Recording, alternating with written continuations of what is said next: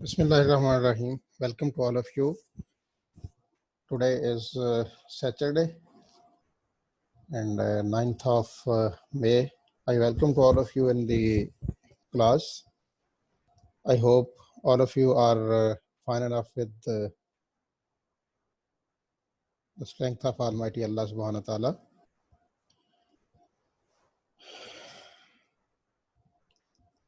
First of all, I would like to share few information among you.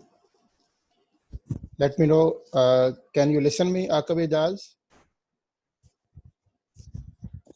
Yes, sir. Thank you. And recording is also in process. Previous week, when there was our class, I think so, the same day there was meeting with the university authorities. In that meeting, it was discussed that there will be and they have established an board known as weekly discussion board. There in that board, there is opportunity to ask students, give some topic, and they have to put their discussions over there and finally rank them. Because it was a novel invention, and I wanted to know what seems there at your side. So I differently behaved with different students there on the dashboard. To some people I post accepted only, to some I accepted with some ranking, mean 5, 4, 3, and with some I do both along with publish yes or no. Let me know what is shown there at your place. Aqib, आप बताइए मुझे वहाँ क्या show हो रहा है आपके यहाँ?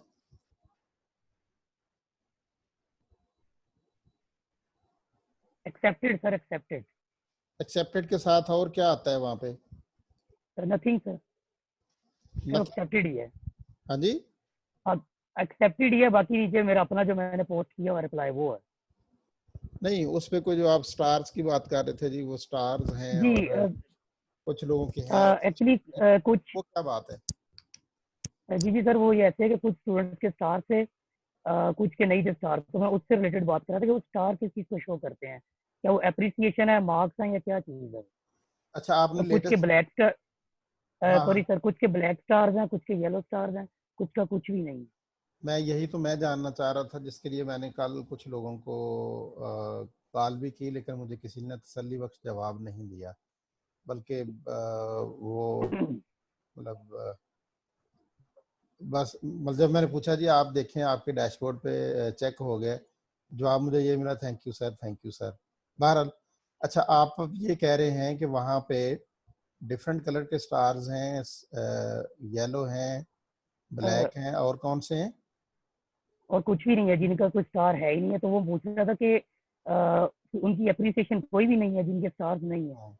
मेरा क्वेश्चन ये. अभी चूंकि मुझे खुद नहीं अंदाजा कि वहाँ पे शो क्या हो रहा था, इसलिए मैं उनके बारे में कुछ नहीं कह सकता. जो मेरे कंट्रोल में था, इधर जो मैं कर सकता था, ये एक तो ये था कि मैं एक्सेप्ट करूँ या रिजेक्ट करूँ, या उन्हें कोई नई असाइनमेंट दे दूँ. नंबर 2 ये था कि मैं एक्सेप्ट करके साथ रैंकिंग है, स्टार्स हैं 1 से लेके 5 तक, वो उन्हें दूँ जो मार्क्स मैंने कहा था. तीसरा ये था कि उसे पब्लिश करूँ या ना करूँ.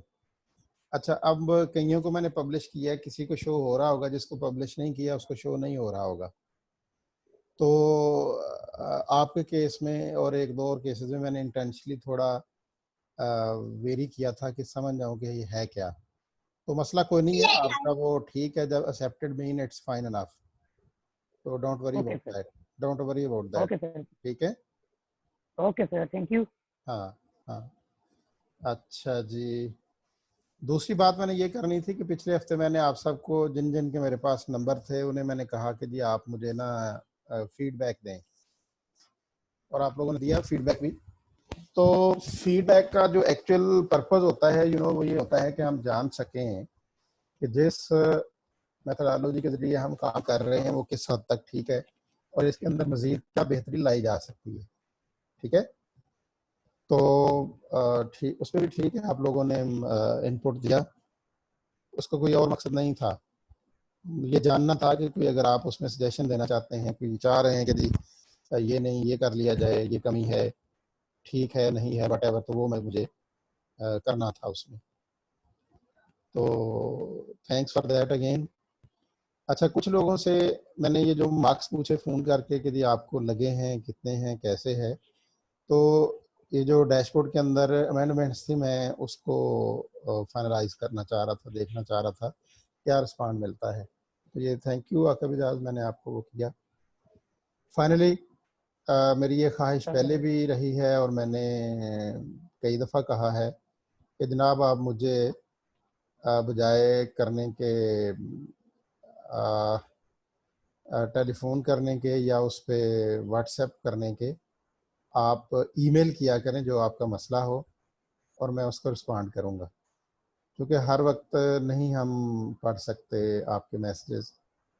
तो मतलब आप देखें ना, मैं एक अकेला टीचर हूँ, आपकी क्लास है 50-60 की, इसी तरह एक और लैंग्वेज वालों की क्लास है, फिर मेरी अपनी यूनिवर्सिटी में पीएचडी एमफिल के स्टूडेंट्स हैं, तो मैं तो फिर सारा दिन वो टाइप ही करता रहूँ।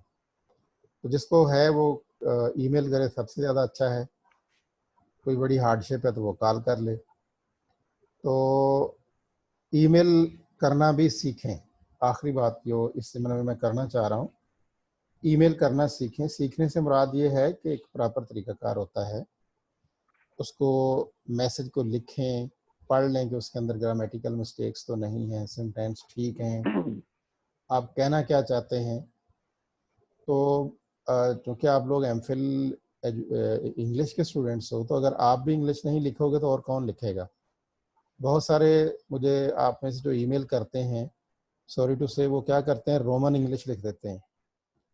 यानी रोमन इंग्लिश आप जानते ही हैं, तो ये कोई अच्छा तरीक़ाकार नहीं है, ऐसा नहीं होना चाहिए। प्रॉपर इंग्लिश लिखें, प्रॉपर वे लिखें, एड्रेस करें, स्टार्ट करें एक बात को कि मेरा नाम ये है और मुझे ये इशू था और इससे में मुझे ये बात करनी है, आप ये कर दें, या ये जो भी आपने कहना है। तो प्रोफेशनली लिखें ताकि आप लर्न भी करें ना। तो that is all about from my side regarding instructions. Excuse me sir. जी जी please.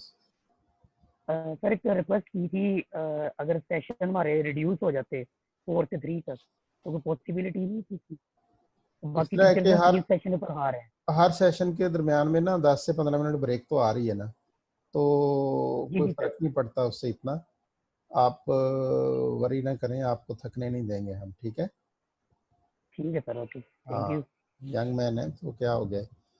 Let's start. Okay sir, thank you. हमारा ज़रा सफ़र लंबा है, आज काम काफ़ी है, तो इसको समझने।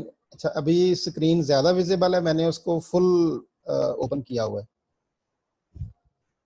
हेलो आकिब। जी जी सर। Yes sir, okay. हाँ, ये ज़्यादा विजिबल है ना। जी जी सर, ओके। ठीक है। अच्छा, एक काम आपने करना है, उबैद ने I think so last time attendance ली थी, तो फिर इसी तरह ही प्लीज़ अटेंडेंस आप उबैद ले लीजिएगा और मुझे फाइनल लिस्ट जो आपने पहले की तरह बनाई थी ना, वही बना के भेजिएगा। जी ओके सर। हाँ, thank you, so nice of you, that was a great help for me, you did in the last lecture and I request you for the same today. We have to study today the 5 different qualitative studies. Let's see what are the major questions there. The key questions therein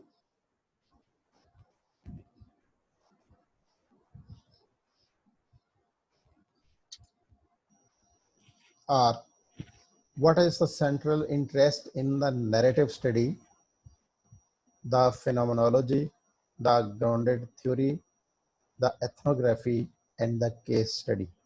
ये 5 qualitative research methodologies हैं। हमें देखना है कि इन 5 qualitative studies के अंदर central interest क्या है, सेंट्रल क्वेश्चन क्या है। फायदा असलम, आपने हैंड रेज किया जी, प्लीज बताइए क्या मसला है। Hello excuse me sir. जी। जी सर, वो नेक्स्ट स्लाइड शो कर दें, अभी जस्ट यही है 5 डिफरेंट क्वालिटेटिव स्टडीज। नेक्स्ट या previous? No no sir, just यही लिखा हुआ है, चैप्टर नंबर 5 वाली स्लाइड शो हो रही है, नेक्स्ट नहीं हो रही जो अभी आपने बताया। ओके, जो मैं पढ़ रहा हूँ ये स्लाइड सामने नहीं आ रही? नो ओके, अच्छा ना, ये मुझे बताएंगे आप तो पता चलेगा। Thank you. अब बताइए। नहीं सर, अभी तक नहीं हुई। अब? नहीं। Now? No. What hell is this? मैं फिर इसको एस्केप कर दूं? हाँ, अब बताइए। जी ओके सर, हो गई। हो गई है? ओके जी सर, ओके डन। चले, thank you, thank you for my help. आपको वहाँ शो हो रहा है ना, रिकॉर्डिंग भी हो रही है और स्लाइड वगैरह सामने आ रही है? जी जी सर, एवरीथिंग हाँ ओके। हाँ, वॉच करने कहीं प्रॉब्लम हो तो मुझे भी बताना, ये ना हो कि हम सारा लेक्चर कर दें और बाद में पता चले हम पार्क बैठे हैं। नो सर, रिकॉर्डिंग शो हो रही है, स्लाइड भी सही है। ओके, तो सेकंड की क्वेश्चन है हमारा इस सिमर में कि हमने how do the 5 approaches differ, ये पांचों जो मेथोडोलॉजीज हैं, अप्रोचेस हैं, इनके आपस में फ़र्क क्या है? How does a researcher choose from among the 5 approaches? तो 3 की क्वेश्चंस हैं हमारे कि सेंट्रल आइडिया क्या है इन पांचों मेथोडोलॉजीज का, इनमें डिफरेंस क्या है, और रिसर्चर इन पांचों में से किसी एक को जब चुनता है तो कैसे चुनता है। First of all, I would like to discuss the first one, that is the narrative.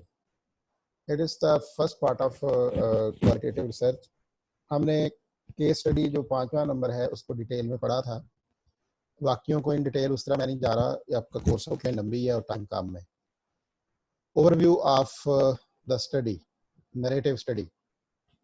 The story of Woni, a 29-year-old mentally ill man whom the author met at opportunity house. Opportunity house in जहाँ कहीं उसको बंद किया होगा mentally in लोगों को, पागल खाना। Vonili talks openly about his life, but his descriptions of his life centered on a bus route.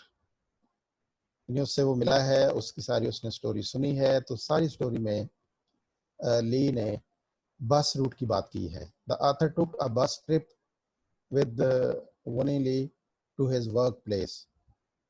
The bus had special meaning for Lee, and on the bus he supplied the researcher with details about the people, places and events of the journey. Basically ये जो सारी जो उसने study की है उसकी story अभी बताई जा रही है।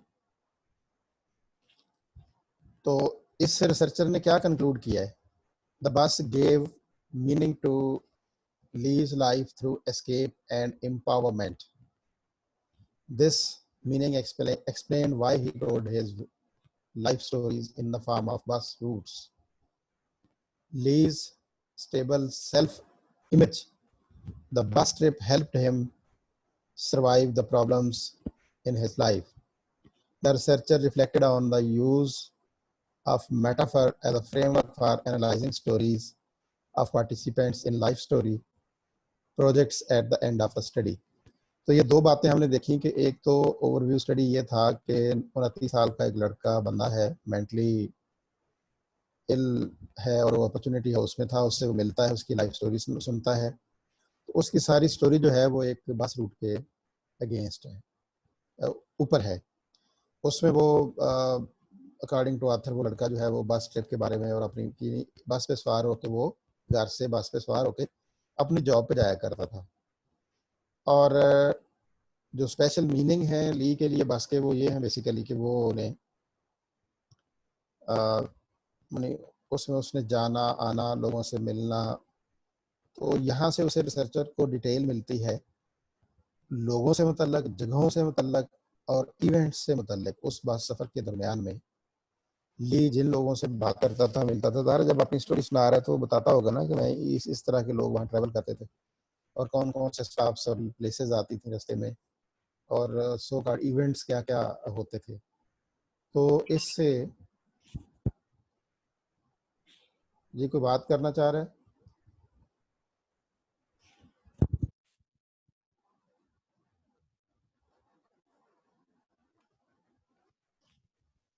तो इस पूरी स्टोरी से जो नरेट करता है, नरेशन लेता है सुपर अपना रिसर्चर, वो क्या काम करता है, वो ये कहता है कि उसे मीनिंग समझ आए हैं कि बस रूट के मीनिंग क्या थे और किस तरह से वो ली को एम्पावर करते हैं उसकी गुफ्तगू को। और why he told his life stories in the form of बस रूट्स, इसके पीछे रीज़न क्या है कि अपनी बस रूट्स की शक्ल में वो अपनी स्टोरीज को सुनाता है। वजह ये थी कि वो उसको सर्वाइवल के लिए ना, अर्निंग के लिए एक सपोर्ट ये सफ़र करता था, जिसके मतलब एक मजदूर जो घर से रोजाना किसी एक जगह फैक्ट्री में काम करने जाता है और मस्ट है उसके लिए बस यूज़ करना या उसको फ्री में वो फैक्ट्री बस सर्विस प्रोवाइड करती है, तो ये तो उसके अर्निंग का हिस्सा हो जाता है, डेली यूजेस का हिस्सा हो जाता है। लाइकवाइज इसको जो कहता है कि रिसर्चर यहाँ से reflected on the use of metaphor as a framework, यानी रिसर्च फ्रेमवर्क इस तरह की स्टोरी पे जो रिसर्च करने के लिए फ्रेमवर्क को यूज करता है, that is the metaphor. Analysing the stories of participants in life history projects end of study. अब हम देखते हैं कि यहाँ पे वो मेथोडोलॉजी क्या यूज करेगा। The study fits well with in the cultural interpretations of anthropological life history research. The central focus of the study was the story of the individual. The researcher collected stories and reconstructed life experiences through researcher participant observation. The individual recalled a special event in his life and epiphany, a bus ride. तो जो methodology यहाँ पर researcher use कर रहा है, अगर उसको देखें कि यहाँ से उसे सेंट्रल आइडिया, सेंट्रल क्वेश्चन वो कहाँ से लेता है, तो उसके इंडिविजुअल की स्टोरी है बेसिकली। तो थ्रू जो उसकी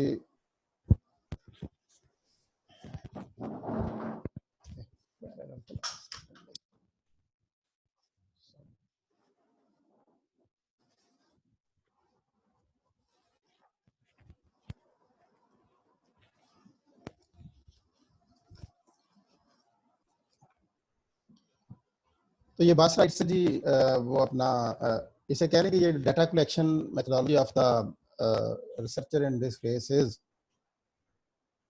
to nectar the results from the bus riding of his participant. अब यहाँ देखें कि पॉपुलेशन नहीं, सैंपल नहीं, केस स्टडी टाइप है, एक बंदे की स्टोरी को वो देख रहा है, तो उससे ही उसने अपने उस पर मेथोडोलॉजी भी यूज की है और उससे चीजें इकट्ठी भी कर रहा है। Overview of methodology continued from the previous page. The author reported detailed information about the setting or historical context of the bus trip. We situated the bus ride within a social context. The author reflected on his own experiences and acknowledged that the study was his interpretation of Leonie's life.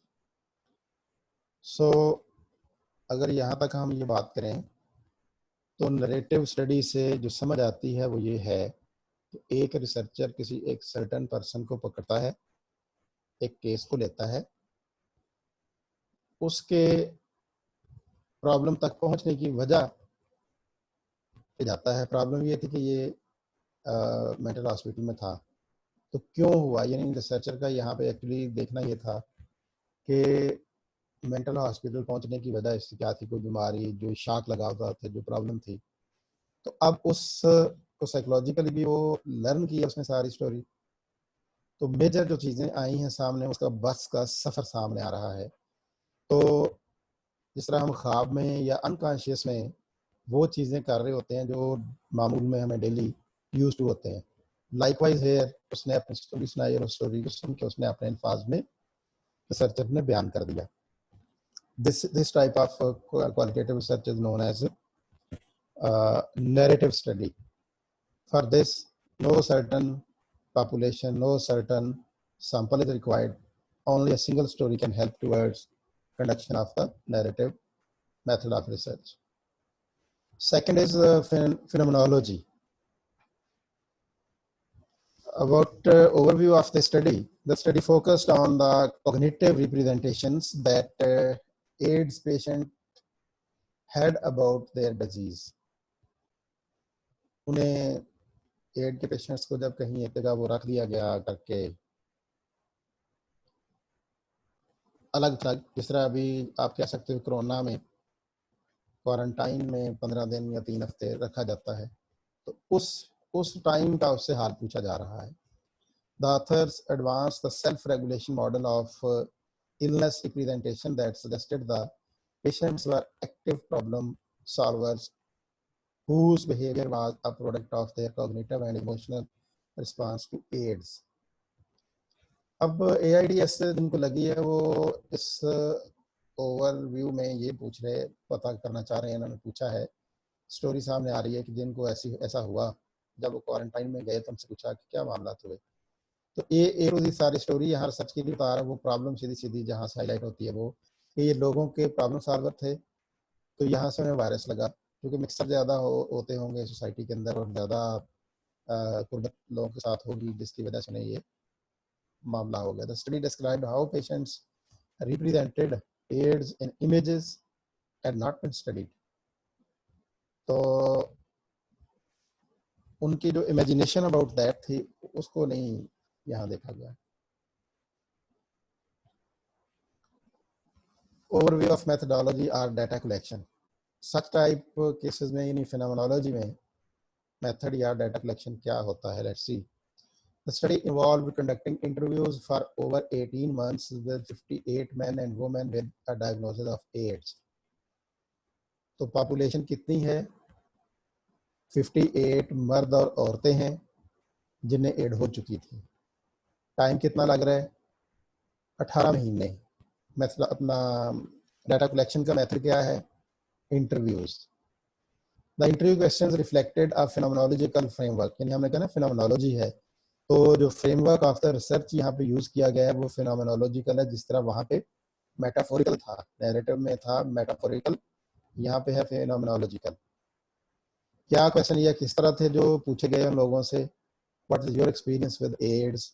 Do you have a mental image of HIV AIDS? What feelings come to mind? What does it mean to have it in your life? So ये 4-5 तरह के सवालात हैं जो उनसे किए गए. फिर उनके जवाब में एक सिंगल फिनोमेना डेवलप हुआ होगा जिसको वो इंटरप्रेट करेगा आगे जाकर researcher. The participants were also asked to draw pictures of their disease. Only 8 participants drew pictures. वो इसलिए 8 ने की कि बाकियों ने उसकी जो पिक्टोरियल अंडरस्टैंडिंग थी वो ली नहीं थी. 58 में से 8 को अंदाजा था कि इसकी जो पिक्टोरियल डायग्राम्स है या एड्स की पिक्चर्स हैं वो क्या बनती है. Authors interested these pictures into their data analysis integrated. उन्होंने इन पिक्चर्स को उसके अंदर इंटीग्रेट भी कर दिया. So it's very simple and interesting methodology they used. Let's see what they have. It's continued now. The transcripts were red several times. यानी वो जो लिखा हुआ था उनका उसको मल्टीपल टाइम पढ़ा गया, समझा गया. द सिग्निफिकेंट फ्रेजेस और सेंटेंसेस वर आइडेंटिफाइड. अब आप फॉलो कर रहे होंगे कि ये कहानी किस तरफ जा रही है, कि जब उनके लिखे हुए को जो उनसे सवाल किए गए इंटरव्यू में और उसका जवाब जब लिखा इन्होंने खुद से, दैट वाज द ट्रांसक्रिप्ट. उस ट्रांसक्रिप्ट को मल्टीपल टाइम खुद से पढ़ा, बार बार पढ़ने से उसके अंदर से सर्टन हाई सिग्निफिकेंट जो थे वो फ्रेजेस या सेंटेंसेस हाईलाइट हुए. The meanings were clustered into themes. हमने केस स्टडी भी पढ़ा था किस तरह 9 से या 13 थीम्स को 3-5 में लेके आ जाते हैं. मैंने उसमें भी दिया था आपको असाइनमेंट में भी, क्विज में क्वेश्चन, कि वो 5 टर्म्स को 2 थीम्स में कैसे लेके आए थे. तो मैं ये ज़िमनन बात कर देता हूँ, वो बड़े इंटरेस्टिंग जवाब थे आपके उस क्विज के बारे में. सवाल मैंने ये पूछा था कि इन 5 टर्म्स को किन 2 मेजर थीम्स में लाया गया था. सिंगल सेंटेंस जवाब था वो उसका जो फिजिकल या साइको फिजिकल शायद दो ये टर्म लिखनी थी. लेकिन माशाल्लाह मेरे होनहार स्कॉलर्स ने पूरी की पूरी स्टोरी कॉपी पेस्ट करके एज इट छोड़ दी और फिर पूछा कि नंबर क्यों कम आए हैं। देखें, जवाब एज इट इंटरप्रेट कर देना अलग बात है और रेलिवेंट जवाब देना दूसरी बात है। जो सवाल पूछा जाए ना उसके अकॉर्डिंग जवाब देना चाहिए, उतने ही अल्फाज उतना ही लिखना चाहिए, बहुत ज़्यादा लिखने की ज़रूरत नहीं होती। ये रिसर्च में मैं आपको अलाउ करता हूँ कि टू दी पॉइंट रहें, आप बहुत लंबा चौड़ा नहीं लिखें, जितना लंबा लिखेंगे उतना वो आपके अगेंस्ट ही जाता है। हम यहाँ बात कर रहे थे कि जी उसको नैरो डाउन किया 11 मेजर थीम्स में। देखो 58 लोगों से 18 महीनों में इंटरव्यू करने के बाद जो उन्होंने क्लस्टर किया फ्रेजेस और सेंटेंसेस को ट्रांसक्रिप्ट में से, उसमें से 175 स्टेटमेंट्स बनी, क्योंकि बात रिपीट होती नहीं होगी ना, तो जो रिपीट हो जाए स्टेटमेंट उसको एक दफ़ा लिखते हैं। अब इन 175 जो स्टेटमेंट्स थी उनको 11 मेजर थीम्स में इकट्ठा किया गया। Results were integrated into an in depth exhaustive description of the phenomena. अब जो यहाँ से 11 थीम से कोई एक रिजल्ट बना, उससे एक फिनोमेना डेवलप हुआ। Very interesting methodology, the phenomenology. The findings were validated using member checking. अब जो फिनोमेना बना था उसको जो मेंबर जिनसे इंटरव्यू किए गए थे उनको दोबारा दिखा करके मेंबर चेकिंग के जरिए इसको remarks were included into the final description, तो रीचेक किया गया था। The study concluded with the a sense the exhaustive description of the patient's experiences and coping strategies, कि उन्हें बीमारी की डिस्क्रिप्शन जो थी वो उनके एक्सपीरियंसेस और किस तरह से उन मसाइल को जो एवी एड्स से उन्हें बने थे, HIV एड्स से बने थे, उनसे कोप कैसे किया, कैसे उन्होंने उसमें से वो निकले। तो मुझे तो ये बड़ा इंटरेस्टिंग मेथोडोलॉजी लगी है सर्च करने की, phenomenology. That was all about the overview of methodology and the data analysis of the methodology. Features of a phenomenological study, यानी salient features क्या होते हैं किसी भी phenomenological study के। उसमें ये होता है कि the study used systematic data analysis procedures of significant statements, meanings and themes and an essence.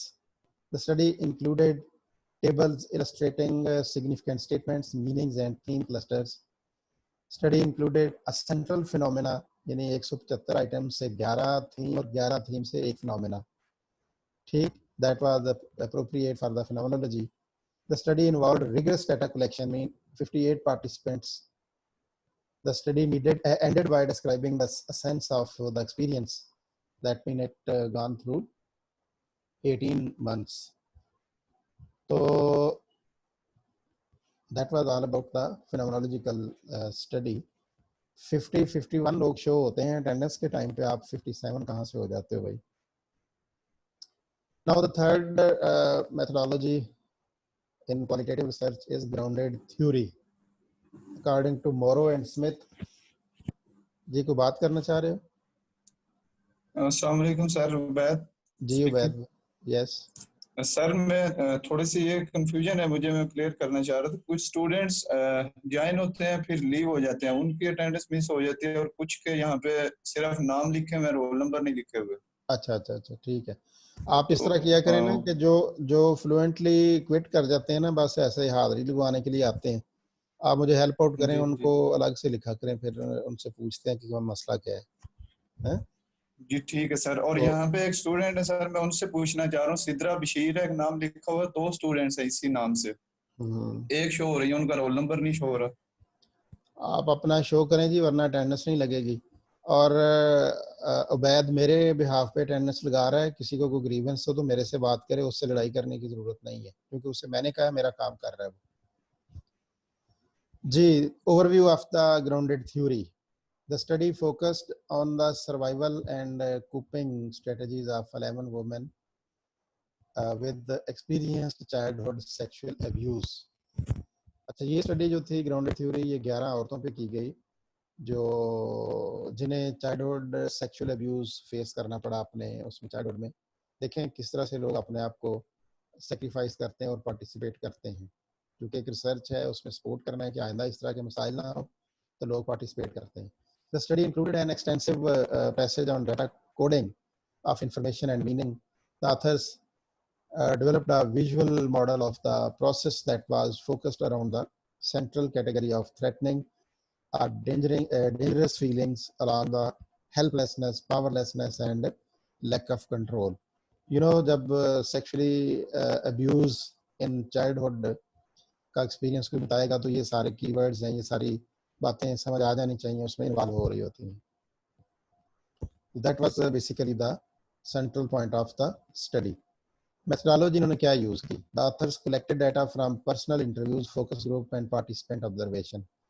Personal interviews में 8 की 8 औरतों को अलग अलग इंटरव्यू किया, फिर उन सबको इकट्ठा बिठा के टॉपिक दिया, डिस्कशन की. That was the focus group. And the participants observation mean उनके साथ रह करके ऑब्जर्व किया कि what type of the things they discuss या आर गोइंग टू डिस्कस.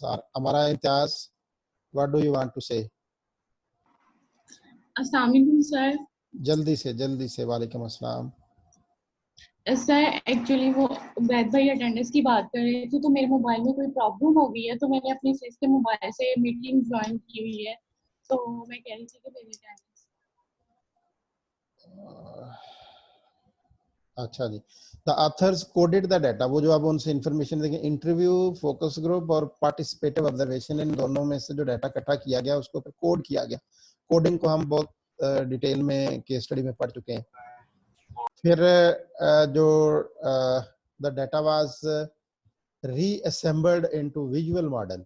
अब वो जो कोड किया हुआ डाटा था उसको विजुअल मॉडल में कि एक सेंट्रल फिनोमेना या सेंट्रल कैटेगरी में उसको इकट्ठा करके काजेस क्या थी, कंटेक्स्ट क्या था और इंटरवीनिंग कंडीशंस क्या थी, स्ट्रेटजीज क्या उन्होंने अडॉप्ट की और कॉन्सिक्वेंसेस क्या निकले. तो ये 5-6 पॉइंट्स अलग अलग करके उसके सामने उनकी नंबर्स को अलग कर दिएगा. That was the visual reassembling of the data, जहाँ से वो चीज़ें सामने रिफ्लेक्ट हो सकती थी कि कौन सी काजेस थी, कौन से कंटेक्स्ट थे जिसमें उनके साथ इस तरह चाइल्ड अब्यूज हुआ और कौन सी इंटरवेंशन उन्होंने की उसको अपने आप से रोकने के लिए, स्ट्रेटजीज कौन सी बनी और कॉन्सिक्वेंसेस क्या निकले. तो so it is the reflective form of the data that was coded. Features of grounded theory. The authors mentioned that their purpose was to generate a theory using construct-oriented approach. Construct-oriented approach mean एक information data collect करने के बाद वो जो एक construct सामने आता है कि ये reasons थी, जो reflective form model है, that is the construct approach.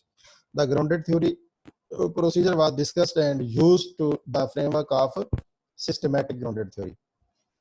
Narrative में था metaphoric, phenomenology में था phenomenological फ्रेमवर्क, और यहाँ पे है सिस्टमैटिक ग्राउंडेड थ्योरी फ्रेमवर्क. और ये कोई भी research without certain research framework complete नहीं होगी, ये याद रखें, इसका जिक्र करना बहुत जरूरी है. The study included a visual model of the theory. तो मॉडल क्या सामने बना? Visual. The language of the article was scientific and objective while at the same time it addressed a sensitive topic with the emotion. Definitely एक sensitive topic है और emotions के साथ जुड़ा है, तो इसको साइंटिफिकली यानी one after the other step को लेकर के इस्तेमाल करते हुए कंप्लीट किया गया है, क्योंकि अदरवाइज हैंकी फैंकी करने से गड़बड़ हो सकती थी. तो that was all about the grounded theory model. Next fourth one is the ethnography we have to study. We have just 1 minute. Within 1 minute it will go off and next session will be started. I have posted in CMS ID and password again for the next session. You are on liberty if you wanted to say something on these three methodologies of qualitative research we discussed here in this first session. That was first one, the narrative, second was the phenomenology, and third one was is grounded theory. The rest of the two will be discussed in the next session, that is ethnography and case study. May I have any question from you?